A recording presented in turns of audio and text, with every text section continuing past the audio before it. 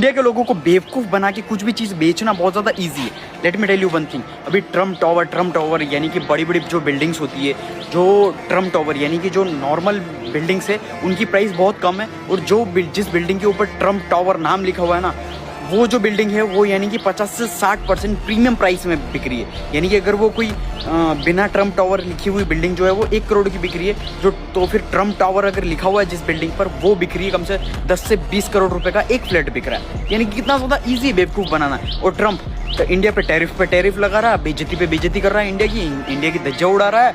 यानी कि इंडिया को डेड इकोनॉमी पता नहीं क्या क्या बोल रहा है। मतलब इतना बोलने के बाद भी हम पूज रहे हैं उनको, यानी कि ट्रम्प को सेवा कर रहे हैं, पूजा कर रहे हैं कि हाँ भाई ये हमारे लिए सबसे अच्छा है। इंस्टेड कि हम हमारी जो बिल्डिंग है उनके ऊपर किसके नाम लिखे, यानी कि हमारे फ्रीडम फाइटर्स के, जितने भी बड़े बड़े हमारे फ्रीडम फाइटर्स थे इंडिया के, उनके नाम लिखे।